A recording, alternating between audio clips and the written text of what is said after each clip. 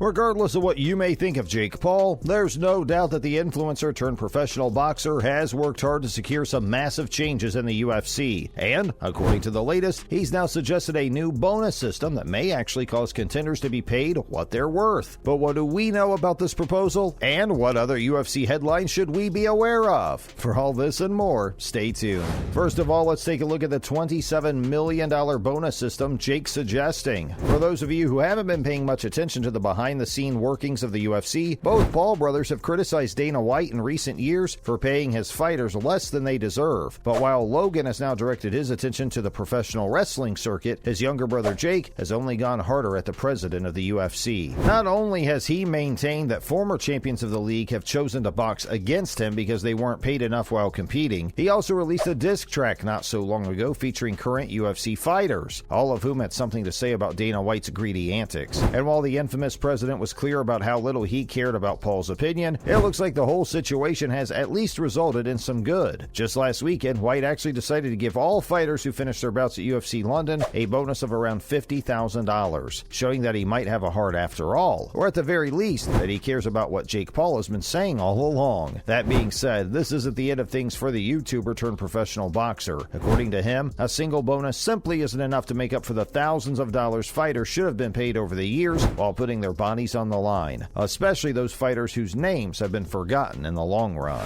So then, what can the UFC do to help all the contenders in the league? Well, according to Jake Paul, the league should be establishing an annual bonus pot consisting of at least $27 million US.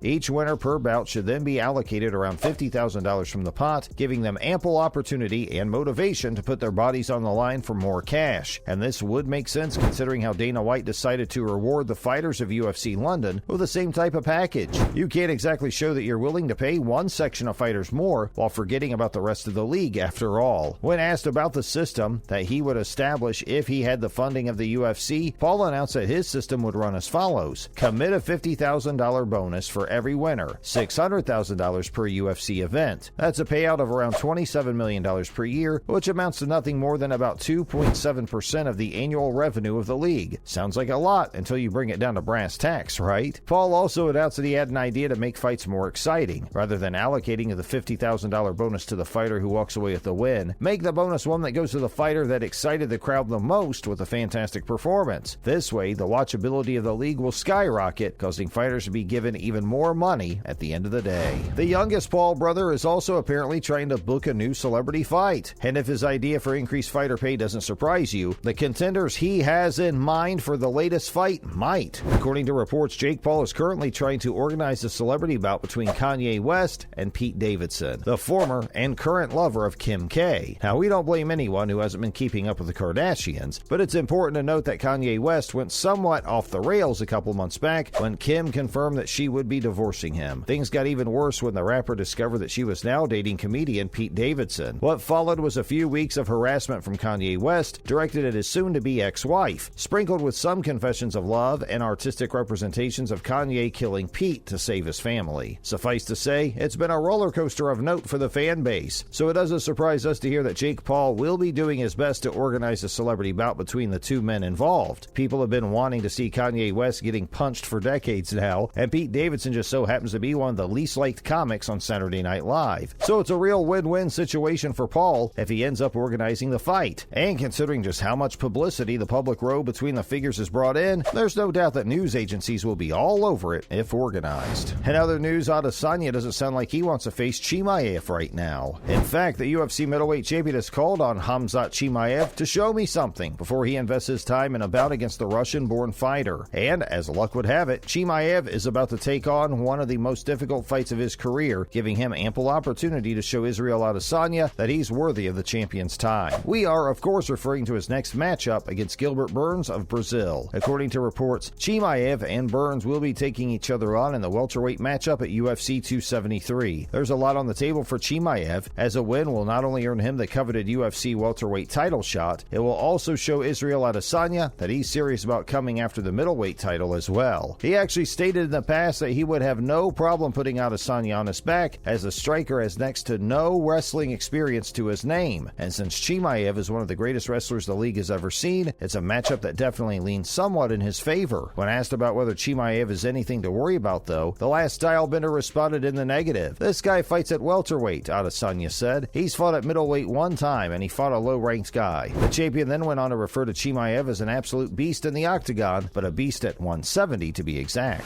Does Chimaev have an actual chance against Israel Adesanya, though? It's really hard to say, considering just how different the fighters are from one another. Like Chimaev mentioned, he's an absolute monster when it comes to wrestling, something that Israel Adesanya has very little experience in. But this wouldn't be the first time that the defending middleweight champion has come up against a man with wrestling prowess. His quick jabs and defensive techniques against the ground and pound contenders have been witnessed to be off the charts, with many referring to him as the actual reincarnation of the avatar he so loves. But there's no doubt that Chimaev is one of the most hyped fighters of recent years. He's currently ranked 10th overall in the welterweight division, which is fantastic considering how he's only spent 4 years in the professional MMA circuit. But before he gets too cocky about taking the Adesanya belt from him, Chimaev needs to concentrate on the fight between he and Burns. It's going to be one of the toughest bouts of his career, and we have a feeling Adesanya will be watching in anticipation to see whether Chimaev deserves to take him on in the octagon. We know that the last stylebender doesn't care too much about ratings. He just wants to fight the best so that he can be the best. So if Chimaev shows his worth in the coming days, we have no doubt that the fight between he and Adesanya will be on the cards in no time. Speaking of, it sounds like the fighters had a rather awkward encounter a few days ago. We are of course talking about the towel incident between Khamzat Chimaev and Gilbert Burns, which took place in the hallway of the UFC host hotel. For those of you who missed the headline, the UFC contenders met up after a shower, still clad in their bathroom attire. And surprisingly enough, no fists were swung in their vulnerable state. Probably because they didn't want a bigger incident getting in the way of their anticipated bout. There's nothing like a towel slip to make things awkward between the two on Wednesday, after all. And by the sound of things, Chimaev has recently just moved up in the ranks. Although Burns is still considered to be the second best fighter in the welterweight division, all bets are apparently on Chimaev, who has a betting score of around negative 550. Suffice to say, it's going to be one heck of a fight. And there you have it. Everything you need to know about the world of the Ultimate Fighting Championship right now. What do you think of Jake Paul's suggestion, though? And who's your favorite heading into the Chimaev bout? Be sure to let us know in the comment section down below.